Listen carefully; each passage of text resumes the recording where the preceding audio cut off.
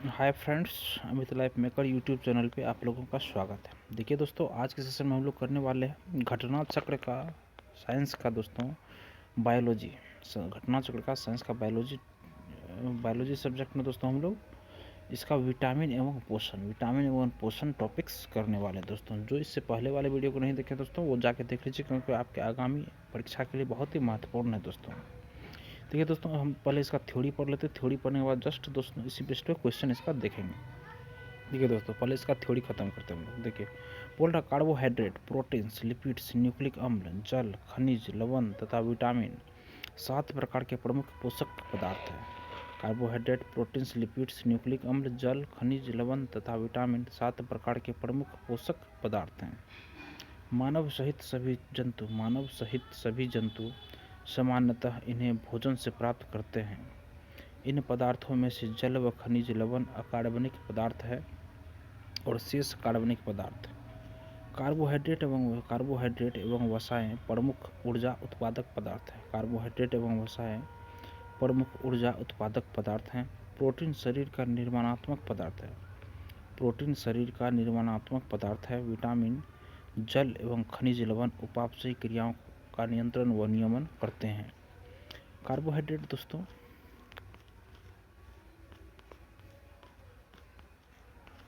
उसके बाद दोस्तों इसमें 1:2:1 के अनुपात में कार्बन, हाइड्रोजन, ऑक्सीजन के यौगिक CH2O होते हैं। वर्ष 1911-12 में पोलैंड के वैज्ञानिक कैसिमिर फंक ने पहली बार विटामिनों की इस अवधारणा का निरूपण किया तथा विटामिन शब्द का सर्वप्रथम प्रयोग किया। अब तक लगभग 20 प्रकार के विटामिन ज्ञात हो चुके हैं, जिनकी 2 प्रमुख श्रेणियां जल में घुलनशील विटामिन बी, सी एवं तथा वसा में घुलनशील विटामिन ए, डी, ई के हैं। विटामिन को सहायक आहार कारक भी कहा जाता है। इस विचार को स्पष्ट करने वाले पहले वैज्ञानिक फ्रेडरिक गैलेंड हॉपकिंस थे। लैक्टोज प्राकृतिक शर्करा है। यह एक डाइसैकेराइड कार्बोहाइड्रेट है जो दूध में पाया जाता है और इसकी हल्की मिठास का कारण है। यह गैलेक्टोज और ग्लूकोज से मिलकर बना होता है। देखिए दोस्तों, प्रमुख विटामिन स्रोत व उनके कमी से होने वाले रोग। देखिए दोस्तों, देखिए विटामिन ए का नाम है दोस्तों, वैज्ञानिक नाम रेटिनॉल। विटामिन ए रेटिनॉल, इसकी कमी से होता है दोस्तों रतौंधी होता है, जीरोप्थेल्मिया होता है, संक्रमण, त्वचा की कोशिका में परिवर्तन। उसके बाद स्रोत है दोस्तों विटामिन ए का, देखिए गाजर में मिलता है, हरी सब्जियां, दूध, मक्खन, अंडा, यकृत, मछली के तेल में विटामिन ए मिलता है दोस्तों। विटामिन बी का नाम है दोस्तों, वैज्ञानिक नाम थायमिन। विटामिन बी 1 थायमिन, इसकी कमी से दोस्तों बेरी रोग होता है, वृद्धि रुक जाता है दोस्तों। और इसका स्रोत है दोस्तों अनाज, फलियां, सोयाबीन, दूध आदि दोस्तों। अगला है दोस्तों विटामिन बी टू राइबोफ्लेविन, जिसके कमी से रोग होता है दोस्तों किलोसिस रोग होता है दोस्तों, किलोसिस। इसका स्रोत है दोस्तों पनीर, अंडे, इष्ट, मांस, हरी पत्तेदार सब्जियां। पनीर, अंडे, इष्ट, मांस, हरी पत्तेदार सब्जियां। और अगला है दोस्तों विटामिन बी 3, जिसका की नाम है दोस्तों वैज्ञानिक नियासिन या निकोटिनिक अम्ल। कमी से उत्पन्न रोग है दोस्तों पेलाग्रा चर्मगा। इसके स्रोत है दोस्तों इष्ट, मांस, मछली, अंडे, दूध, फलियां आदि। अगला विटामिन है दोस्तों विटामिन बी 5 पेंटोथेनिक अम्ल। इसके कमी से दोस्तों होता है चर्म रोग, वृद्धि कम हो जाता है दोस्तों, बाल सफ़ेद हो जाता है। और इसका स्रोत है दोस्तों अंडे, दूध, मांस, मूंगफली। अगला है दोस्तों विटामिन बी 6 पैराडॉक्सिन, रक्त क्षीणता, चर्म रोग, पेशीय ऐंठन, ये सब इसके कमी से होता है दोस्तों। उसके बाद इसका स्रोत है दोस्तों दूध, ईस्ट, अनाज, मांस। अगला है दोस्तों विटामिन बी 7 दोस्तों, जिसका कि नाम है बायोटिन, जिसके कमी से होता है दोस्तों विटामिन बी 7 की कमी से चर्म रोग होता है, बालों का झड़ना इसी से होता है दोस्तों।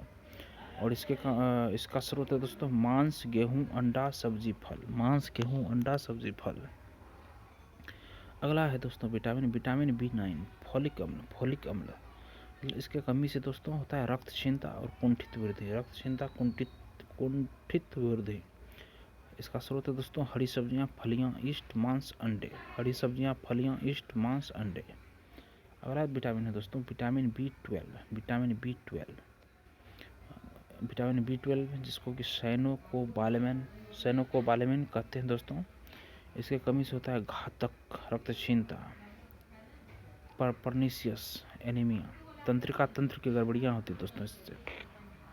इसका स्रोत है दोस्तों मांस, मछली, अंडा, दूध, आंत्र के जीवाणु। दोस्तों मांस, मछली, अंडा, दूध, आंत्र के जीवाणु।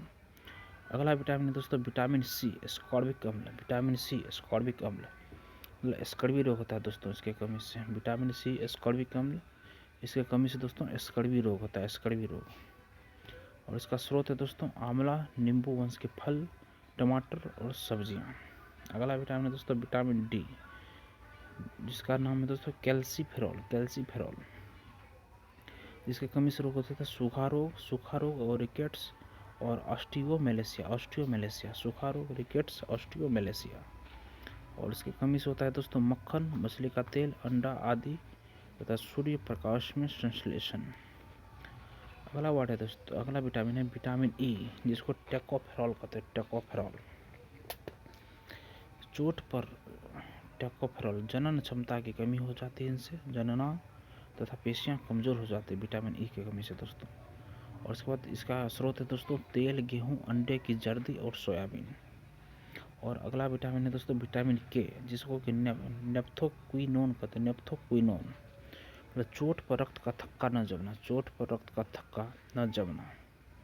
और इसका स्रोत है दोस्तों हरी सब्जियां, अंडा, सोयाबीन, आंत्र के बैक्टीरिया। उसके बाद अगला है दोस्तों कैसिन, एक फास्फोप्रोटीन है। कैसिन क्या है दोस्तों? कैसिन एक फास्फोप्रोटीन है जो कि दूध में पाया जाता है। इसकी उपस्थिति के कारण दूध सफ़ेद रंग का होता है। इसके उपस्थिति के कारण दोस्तों दूध सफ़ेद रंग का होता है। गाय के दूध का हल्का पीला रंग बीटा कैरोटीन की उपस्थिति के कारण होता है। दूध प्रोटीन को पचाने वाला एंजाइम रेनिन होता है जो दूध की घुलनशील प्रोटीन कैसिन को अर्धठोस एवं कम घुलनशील कैल्शियम पैराकेसिनेट में परिवर्तित कर दूध को दही के रूप में जमा देता है।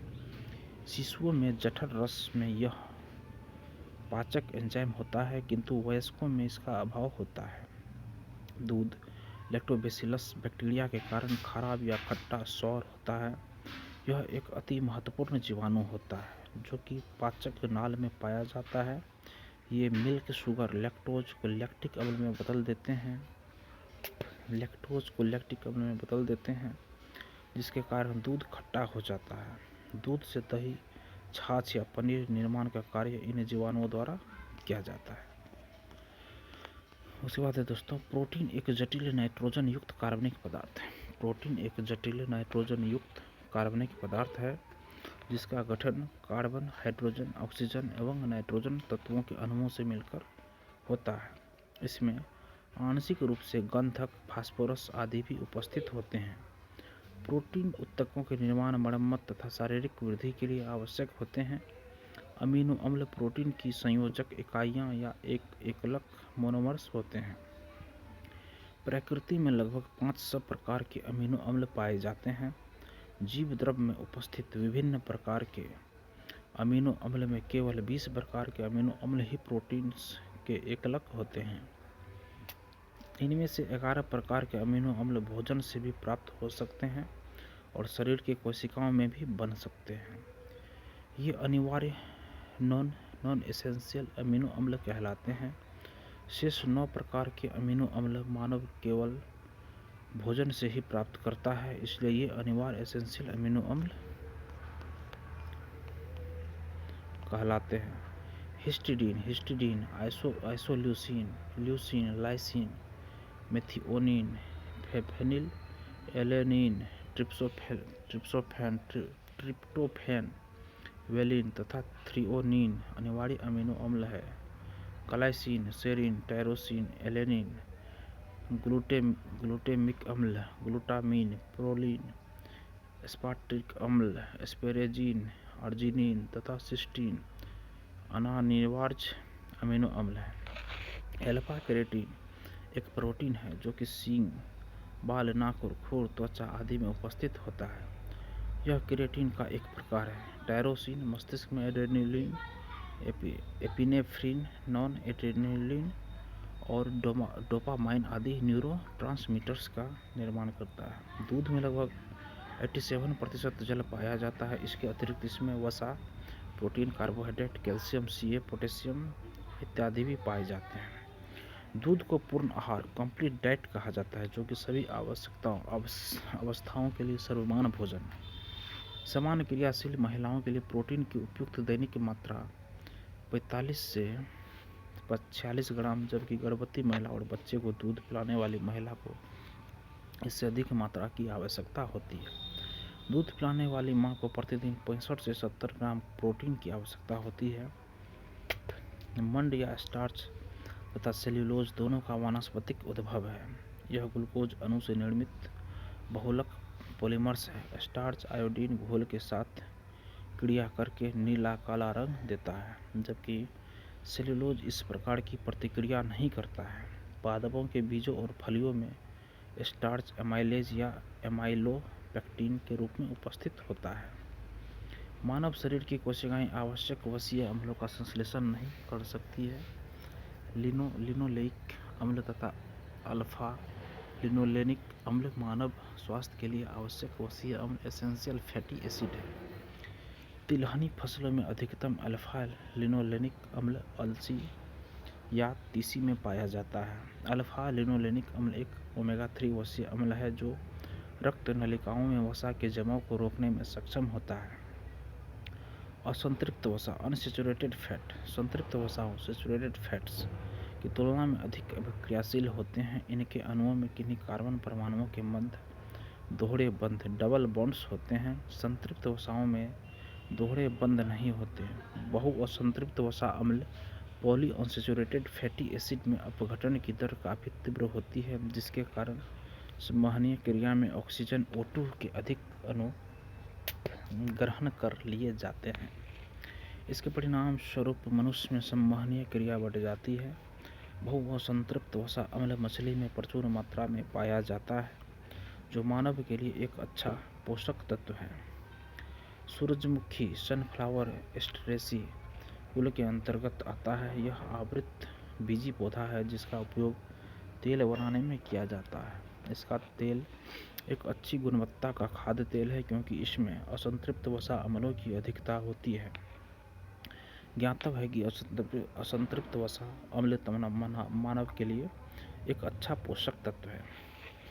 ट्रांस वसा फैट्स ट्रांस फैट्स का उपयोग शरीर में खराब LDL कोलेस्ट्रॉल के स्तर को बढ़ाता है और अच्छे HDL कोलेस्ट्रॉल के स्तर को कम करता है, जो कि हृदय वाहिका के स्वास्थ्य को क्षति पहुंचा सकता है। प्रायः पशु उत्पन्न वसा तेल तथा हाइड्रोजनीकृत तेल दोनों ही ट्रांस वसा होते हैं।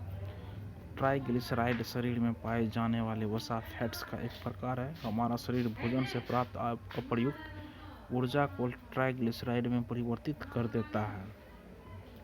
ट्राइग्लिसराइड वसा कोशिकाओं में संचित होता है। देखिए दोस्तों, अब इसी बेस्ड पे क्वेश्चन है, कुछ क्वेश्चन हम लोग कर लेते हैं। देखिए पहला क्वेश्चन है दोस्तों, निम्न में से कौन सा आहार मानव शरीर में नए ऊतकों की वृद्धि के लिए पोषक तत्व प्रदान करता है दोस्तों? तो इसका ऑप्शन हो जाएगा दोस्तों पनीर दोस्तों। देखिए पनीर चीज मानव शरीर में नए ऊतकों की वृद्धि के लिए पोषक तत्व टिश्यूज प्रदान करता है। यह दूध से बना एक उत्पाद है जिसे विभिन्न जीवाणुओं लैक्टोबैसिलस लैक्टिस तथा ल्यूकोनोस्टोक सिट्रोवोरम द्वारा किण्वन कर तैयार किया जाता है। अगला क्वेश्चन है दोस्तों, प्रोबायोटिक खाद्य से संबंधित निम्नलिखित कथनों पर विचार कीजिए। देखिए दोस्तों, इसमें बोल रहा है प्रोबायोटिक खाद्य में सजीव जीवाणु विद्यमान होते हैं जो मानव के लिए लाभकारी जाने जाते हैं। सही है दोस्तों। दूसरा है प्रोबायोटिक खाद्य आंत्रफ्लोरा के अनुरक्षण में सहायता देता है। ये भी सही है दोस्तों, दोनों सही है। देखिए तो सोल्यूशन है दोस्तों, प्रोबायोटिक खाद्य में मानव के लिए लाभकारी सजीव जीवाणु विद्यमान होते हैं। साथ ही प्रोबायोटिक खाद्य आंत्रफ्लोरा के अनुरक्षण में सहायक होता है उल्लेखनीय है कि अंतर्फ्लोरा मानव पाचन तंत्र में मौजूद अरबों जीवाणुओं को दी गई संज्ञा है। अंतर्फ्लोरा में लाभकारी एवं हानिकारक दोनों ही प्रकार के जीवाणु होते हैं। प्रोबायोटिक खाद्य के लाभकारी जीवाणु अंतर्फ्लोरा के हानिकारक जीवाणुओं के साथ संतुलन बनाने में सहायक सिद्ध होते हैं। अगला क्वेश्चन है दोस्तों, न्यूट्रास्यूटिकल्स उत्पाद हैं जिनमें होते हैं दोस्तों पोषक और औषधि प्रभाव। देखिए, न्यूट्रास्यूटिकल्स शब्द न्यूट्रिशन तथा फार्मास्यूटिकल शब्दों से मिलकर बना हुआ है। न्यूट्रास्यूटिकल उत्पाद नियमित पोषक तत्व मूल्यों के साथ साथ औषधीय लाभ प्रदान करने के लिए जाने जाते हैं। अगला क्वेश्चन दोस्तों 4 नंबर में है, फंक ने निम्नलिखित में से किसका आविष्कार किया था दोस्तों? तो फंक ने विटामिन का आविष्कार किया था, विटामिन का। देखिए, वर्ष 1911-12 में पोलिश वैज्ञानिक कैसिमीर फंक ने पहली बार विटामिनों की अवधारणा का निरूपण किया तथा विटामिन शब्द का सर्वप्रथम प्रयोग किया था। देखिए दोस्तों, ये इसका हम थ्योरी कंप्लीट कर चुके हैं विटामिन का, और कुछ क्वेश्चन भी किए हैं, और जो क्वेश्चन बचा है दोस्तों वो कल के सेशन में करके इसको कंप्लीट कर देंगे। दोस्तों, जो अभी तक मेरे पिछले वाले वीडियो को नहीं देखें वो जाके मेरे चैनल पर देख सकते हैं, प्लेलिस्ट बना हुआ है इसका। और दोस्तों, अगर आपको यह वीडियो पसंद आई हो तो मेरे वीडियो को दोस्तों लाइक कीजिए और मेरे चैनल को सब्सक्राइब कीजिए अगर आपको ऐसी ही वीडियो आगे देखनी है तो। धन्यवाद दोस्तों।